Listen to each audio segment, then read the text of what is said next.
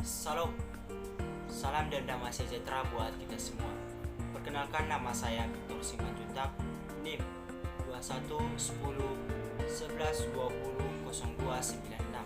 Saya dari kelas 01 Sub 003. Di sini saya akan mempresentasikan mengenai perkembangan iptek di Indonesia.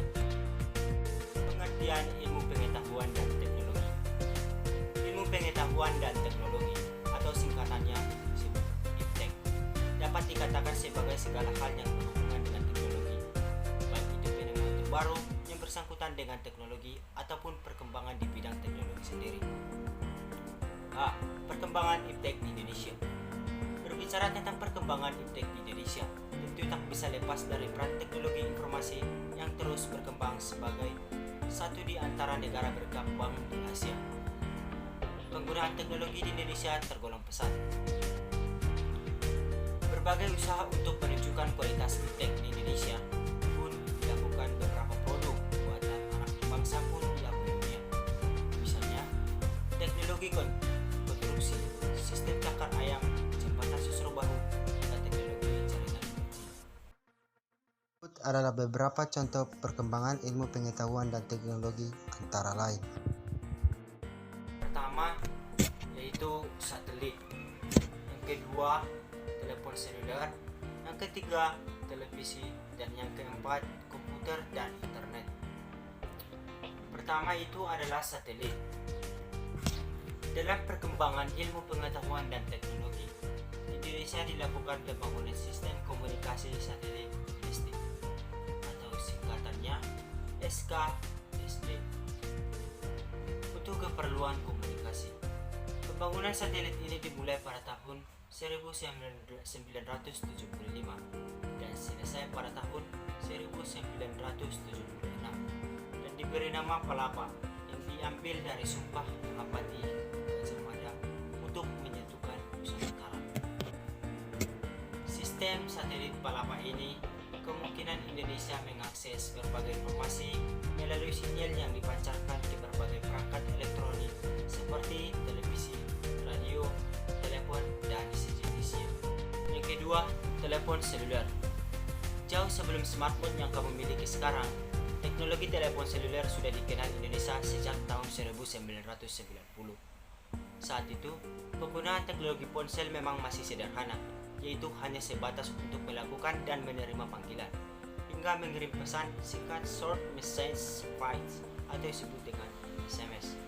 Awalnya, jenis telepon seluler yang dipasarkan di Indonesia berteknologi sistem AMPS, Advanced Mobile Phone System.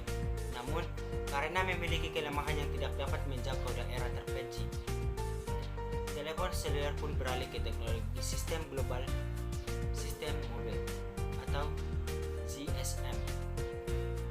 Penggunaan GSM terlihat dan banyaknya stasiun pemancar sinyal, seluruh base train curve station atau BTS yang didirikan di daerah terpencil di Indonesia. Seiring perkembangannya, kini penggunaan telepon seluler pun sejauh lebih kompleks.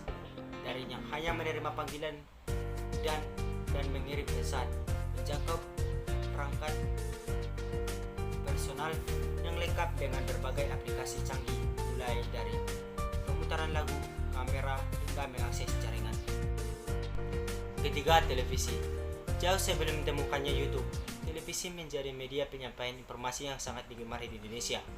Perkembangan teknologi siaran televisi bermula ditemukannya alat teleskop elektronik oleh seorang mahasiswa dari Berlin yang bernama Paul Nikow, yang menggunakan teleskop elektronik tersebut untuk mengirim gambar tanpa kabel dari satu tempat ke tempat lainnya pada tahun 1884.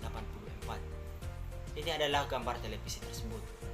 Di Indonesia, televisi diperkenalkan tahun 1962 dengan siaran televisi Republik Indonesia atau disebut dengan TVRI, yang kemudian mengalami perkembangan yang sangat signifikan dengan munculnya beberapa televisi swasta, yaitu RCTI, SCTV, Antv, Transsusu, Global TV, dan masih banyak lagi yang lainnya.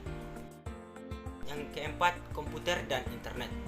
Pada tahun 1990-an, perkembangan IT di Indonesia ditandai dengan diperkenalkannya sistem teknologi informasi berupa jaringan internet. Internet memanfaatkan jaringan berbagai komputer yang terhubung secara langsung atau online. Jaringan internet dapat digunakan untuk mengakses berbagai informasi yang dibutuhkan oleh masyarakat di bidang bisnis, telekomunikasi, dan pendidikan. Sebagai contoh, adanya fasilitas email, elektromail, chattingan atau komunikasi langsung, dan dengan ditemukannya teknologi VoIP atau disebut dengan Voice on Internet Protocol. Di jaringan internet, kita semua bisa melakukan pembicaraan teknologi jarak jauh dan sambungan langsung internasional yang mudah dan murah. Seperti gambar di bawah ini adalah gambar yang telah menggunakan atau memanfaatkan komputer dan internet. Sekian penjelasan saya ucapkan terima kasih.